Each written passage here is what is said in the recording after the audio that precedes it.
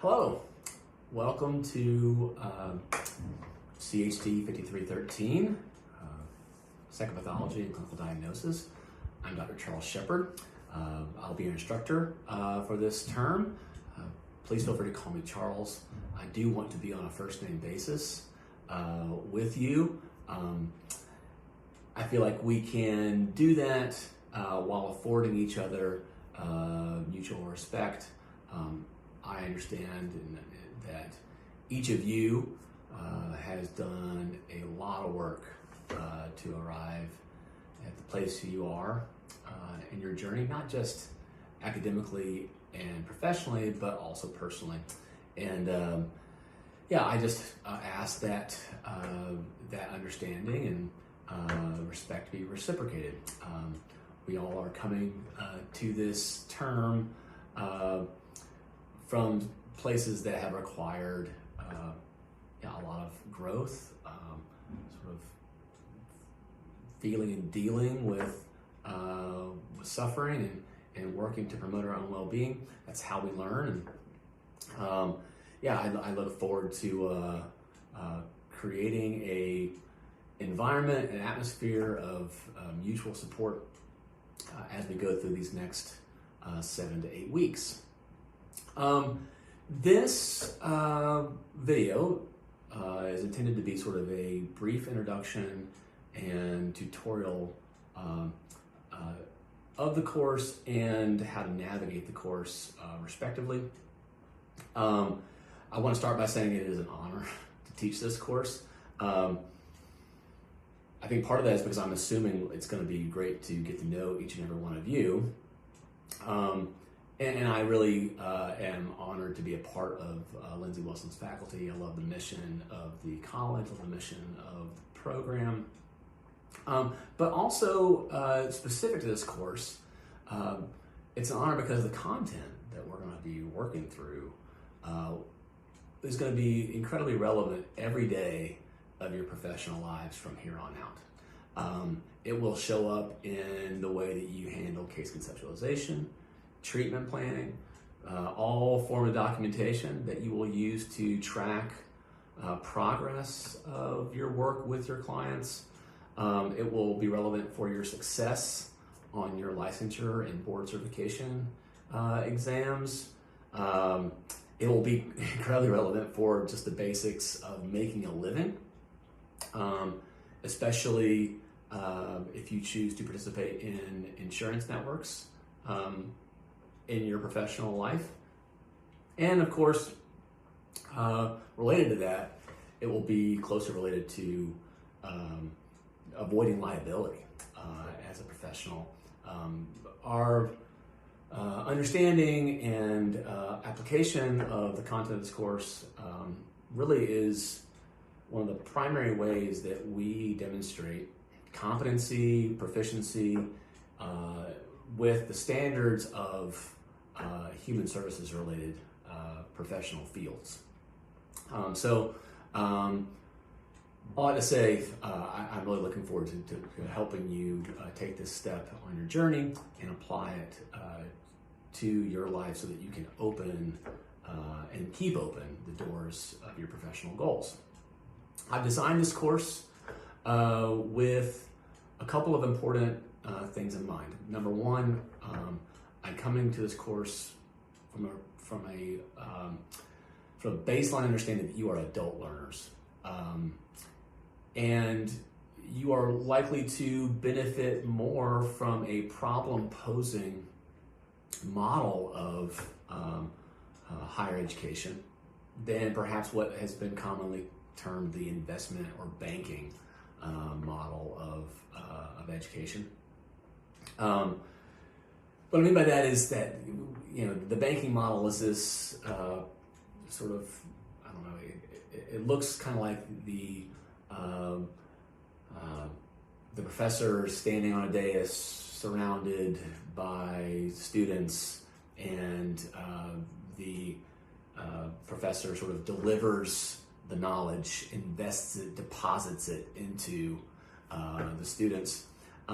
Whereas the problem posing model really kind of flattens power dynamics, It's more of a mutually engaged approach, and it instead of presenting content in sort of a lecture style, it provides sort of case examples, as we'll talk about how that's going to be relevant for our course.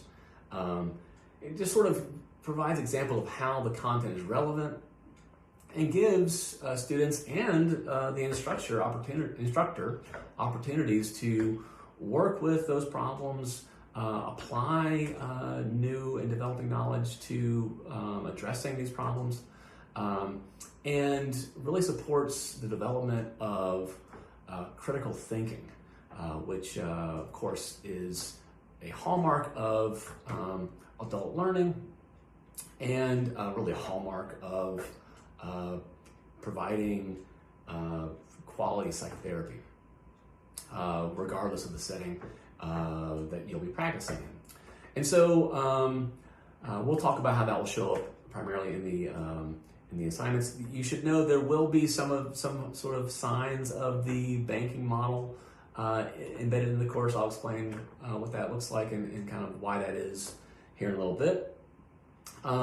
But before we get into that, I also want to just introduce that the way I come to most of my teaching within psychological or counseling-related courses is that I kind of simplify the approach with three sort of umbrella questions that I think provide some boundaries or the framework for the way we will sort of present and engage with the information relevant to this course.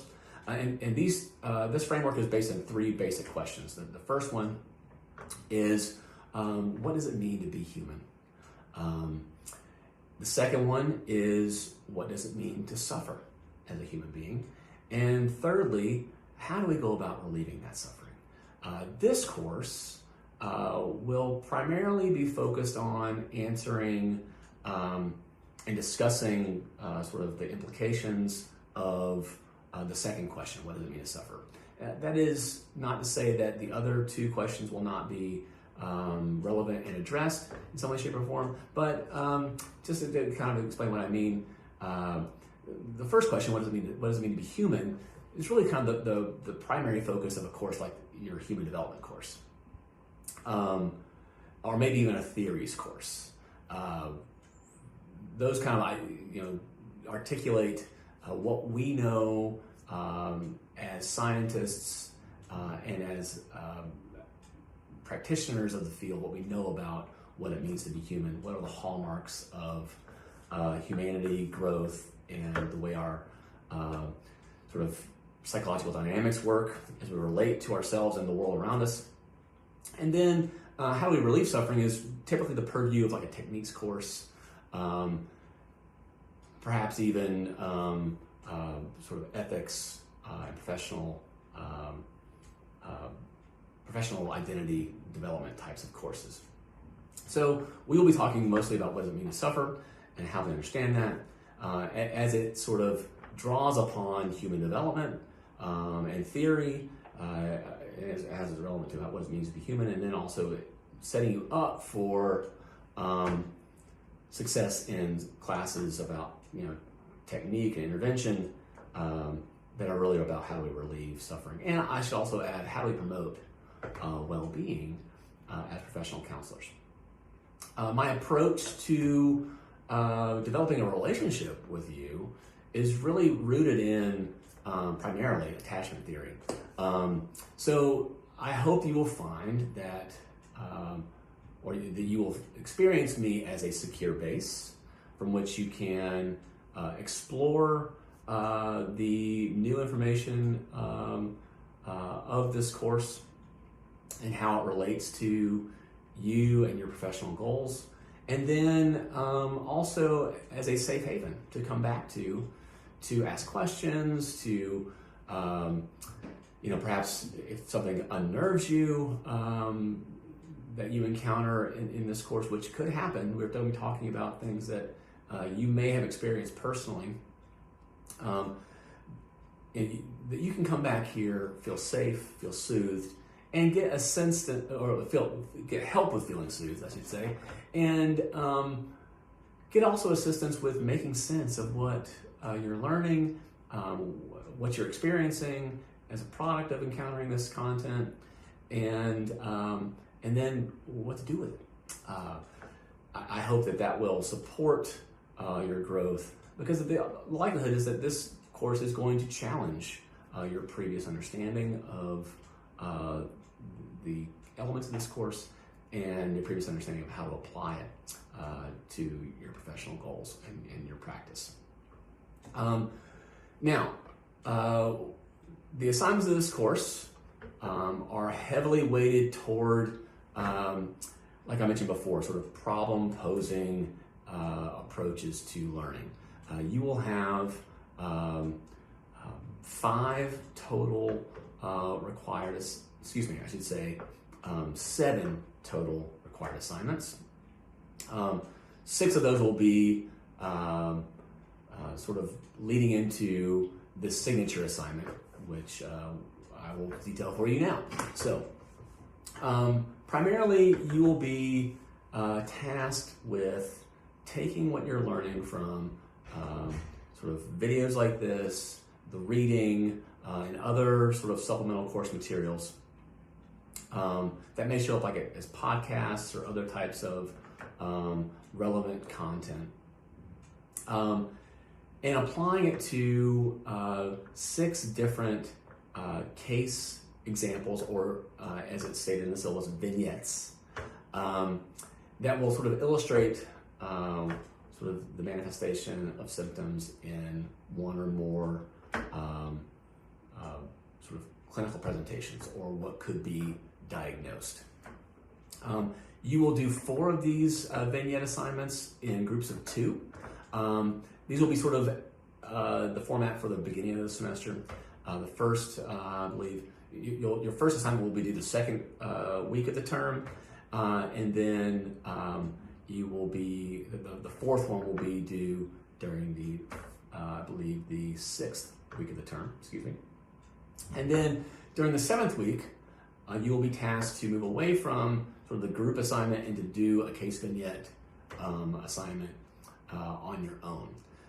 This is intended to sort of be a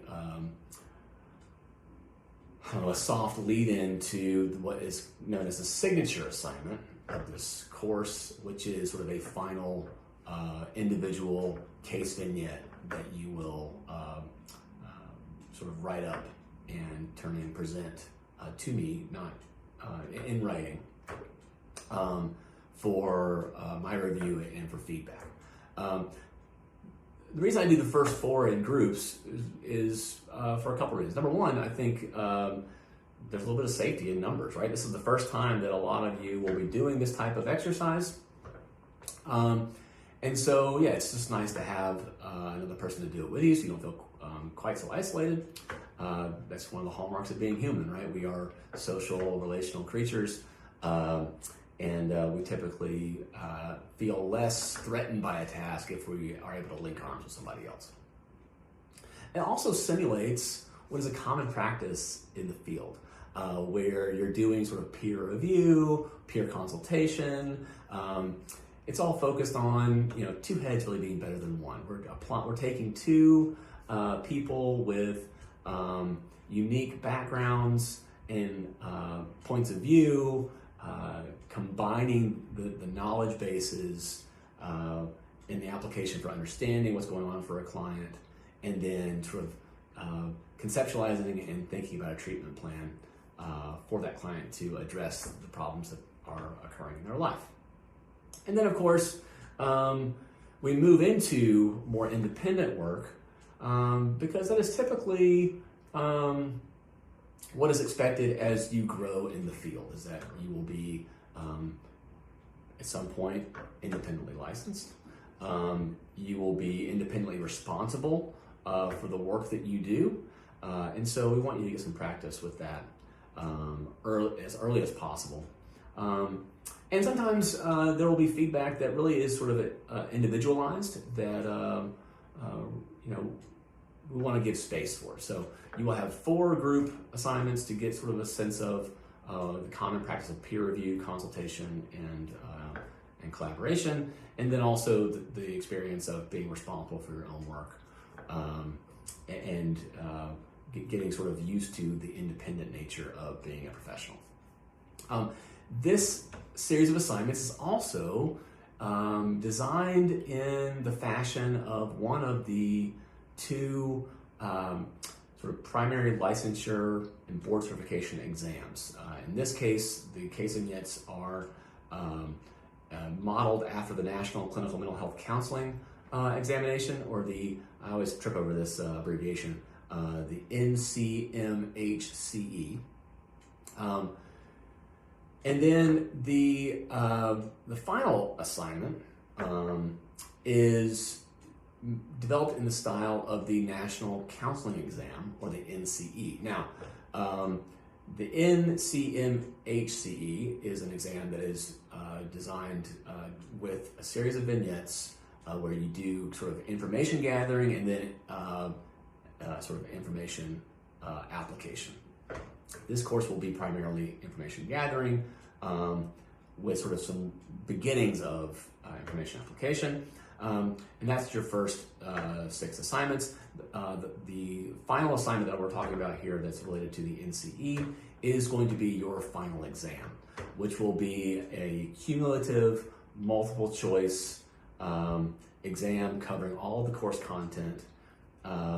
And that is sort of the style of the NCE. It is a longer multiple choice exam that covers content that will span the entirety of your degree learning base. So this is just one little bit toward that goal. You are likely to be tasked with taking one or the other of these exams when you go to pursue licensure and or board certification. They are facilitated by the National Board of Certified Counselors, and of course you will learn greater detail about that in other courses during your track toward your master's degree in clinical mental health counseling. Not required among assignments, but highly encouraged, will be discussion boards that I will provide throughout each module of the term.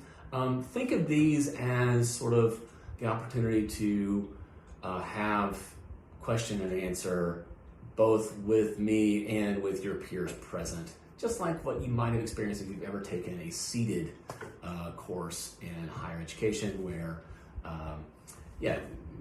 there is an opportunity to present sort of questions about what you're learning, and then your peers will have a chance to kind of chime in, as well as your professor. Now, in the event that you have a question that perhaps is more of a personal or private nature, please indeed do not use the discussion boards for that, but reach out to me. We can schedule some office hours, just a meeting of some sort to support you through learning in that way, shape, that fashion. In the interest of facilitating sort of mutual learning, we'll have these discussion boards and you are encouraged to participate. But I recognize that there's already a lot of work set up for you to do during this brief term, and so these are not required, although they are suggested. Now, for navigating this course, on Blackboard, use the left rail. This is pretty common among your courses that you have taken, that you will take during your time here at Lindsey Wilson. This is where you're going to find sort of links / tabs for announcements, a copy of the full written syllabus, some information about me, your instructor, the information about the textbooks, as well as the modules that will correspond to each of the 8 weeks of this term.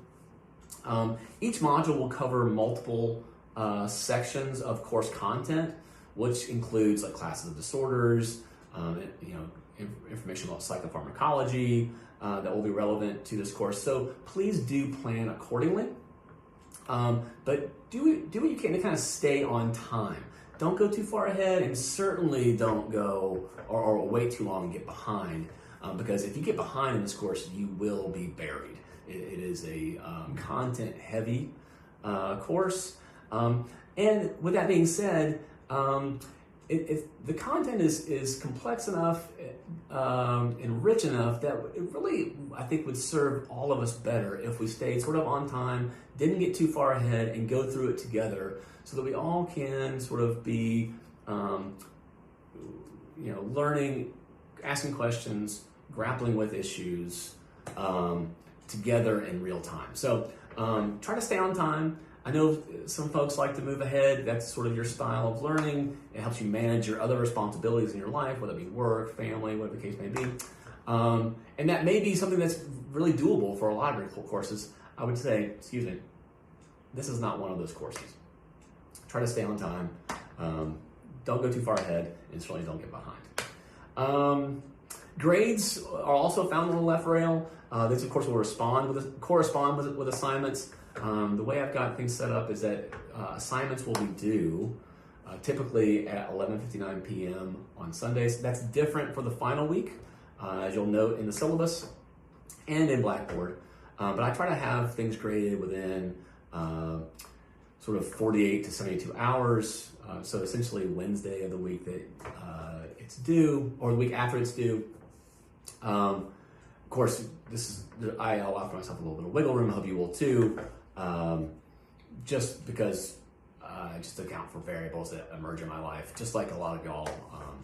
I have a partner, I have 2 children, I have other responsibilities as part of my position here at Lindsey Wilson, and I also maintain a small private practice, which allows me to continue to serve my community, like many of you wish to do, and keep my skills fresh, and also affords opportunities for new and real life sort of manifestations of what we're discussing in this course to be brought for our discussion.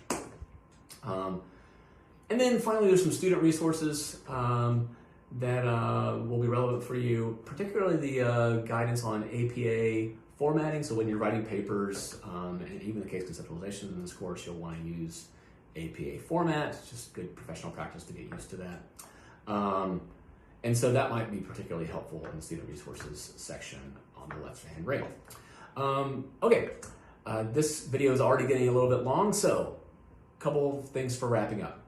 Disclaimer, this video is not intended to replace a close and thorough review of the written syllabus, which has been posted for you in the left-hand rail of our Blackboard page.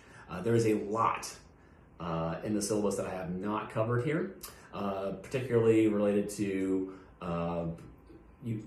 college and program and course policies, accessibility for those of you who need accommodations, and how to get in touch with me, how to schedule office hours, those types of things. You are responsible for the entirety of the content in the syllabus. So to give you an example of how that might come to bear, if you aren't familiar with the syllabus, you may try to reach out to me about something that is addressed directly in the syllabus. If I do not respond within the typical 24 to 48 hours to your message, it probably is an indication that the answer to your question is already in the syllabus. This is sort of the academic version, I guess, of Googling it. So if you run into something like that and I don't answer, please check the syllabus. Please be resourceful. And then, of course, if you check the syllabus and your question still isn't answered, please do reach out to me, because then I'm the one making the mistake and need to be sort of alerted to that. So that is all I have for this sort of introduction. I know we're going to get to know each other a lot better during the rest of the term. I'm looking very much forward to that. I'm looking forward to helping you along your journey toward meeting your professional goals through this course, through this term, and look forward to seeing you next time in the next video under your textbook information. Take care.